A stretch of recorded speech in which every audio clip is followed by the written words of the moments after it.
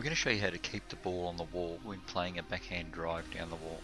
Here's Sarah Fitzgerald, and she's just about to strike the ball.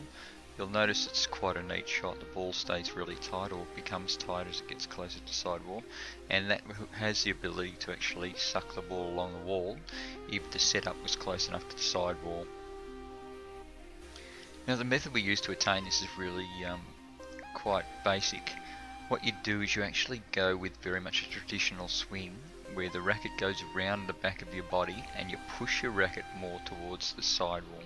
Your step is very much across towards the sidewall.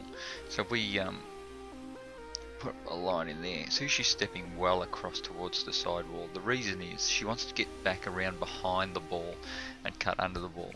Now the biggest answer that you'll get, or the way to actually achieve this, is through turning your wrist back. Now you'll notice at this very early stage, Sarah's racket is now facing out towards this way, or back out towards this way here.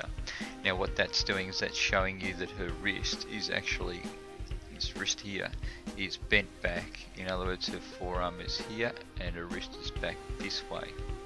Now what that's doing is it's really opening the face of the racket as she comes through. So as we come forward, we'll see here. Now what she's going to do, she's going to push her racket toward the sidewall. So now she's pushing it out towards the sidewall, out in this direction here. So if she can get a bit of cut around the back of the ball, and you'll notice here that the racket face is very open to the roof, very much open to the roof through here. So if we follow that through here, you see the racket face remains almost flat right through here. It just starts to open up. Now she's still pushing a little bit towards the sidewall because the racket hasn't even caught up to it yet, so she's not coming from behind the ball, she's pushing out toward the sidewall. But it's that wrist back which is doing most of the work for her.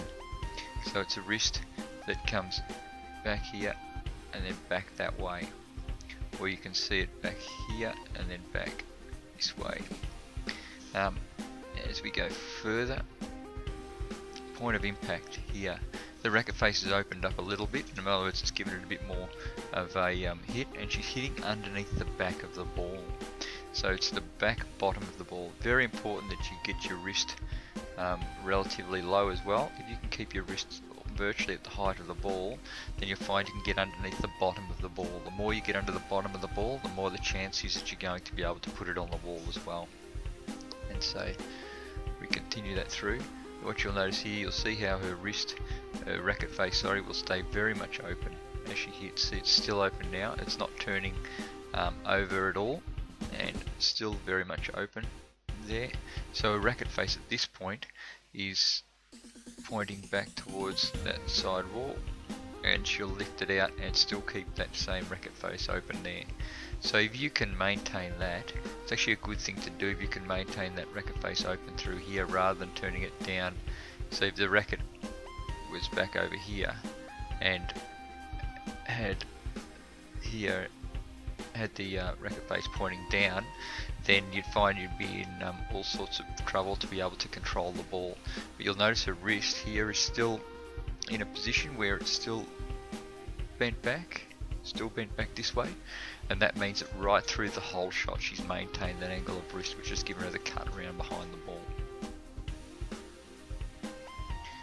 With her body motion, if you see from here, you'll notice that she stays very side onto the ball. So she goes past the ball and cuts underneath the ball with her body.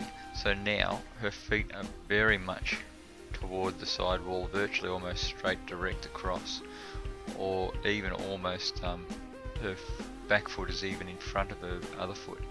Now what that's done is it's really allowed her to cut underneath the back of the ball and really get some of that work on the ball, which means that it actually spins the ball and allows her to keep it on the wall.